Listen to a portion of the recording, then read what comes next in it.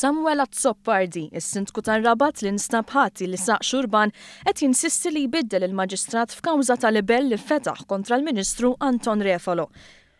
Wara li t-talba tiegħu kienet miċħuda fil-qorti ta' Għawdex, issa fetaħ każ konstituzzjonali biex jilmenta mill-fatt li l-kawża tiegħu kienet assenjata lill-Maġistrat Joanne Vella Kuxkiri, qal li jekk inkisrulu d-drittijiet fundamentali tiegħu.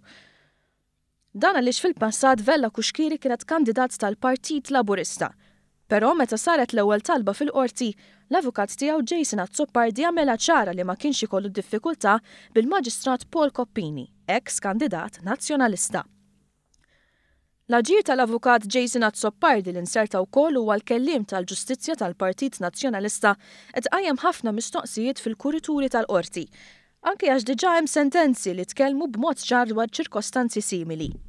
Fl-aħħar ħarġa tal-Gazzetta kulħadd kien irrappurtat kif imħallef irtirat ta' ċertu esperjenza qal mal-Gazzetta li l-mod kif fl-aħħar ġimgħat ipprova juża l-politika biex jinfluwenza għażla ta' ġudikant ħasbet mhux ftit esponenti fis-sistema tal-ġustizzja f'pajjiżna.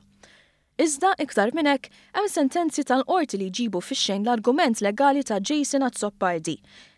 F'sentenza f'każ ieħor fejn saret talba simili, l-imħallef Mark Ketkuti nnota kif il-ġudikant huwa l-kollox estranju mill-mekkaniżmu li bih kawża tkun assenjata.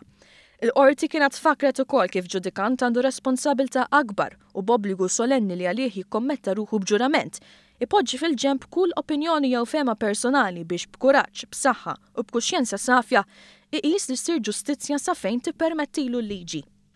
Dwar it-talbiet ta' Azzopardi kiteb ukoll l-avukat ta' esperjenza Joe Micallef Staffraċ, ex-membru fl-Amministrazzjoni tal-Ġustizzja għal ħafna snin. Fit-torċa qal iskanta meta tqajjem dan il-każ.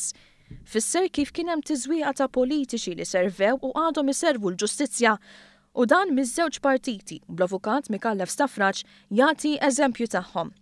Skantajt iktar u iktar meta dan il-każ tqajjem miż-żewġ avukati politiċi, kiteb l-avukat Micallef Staffraċ.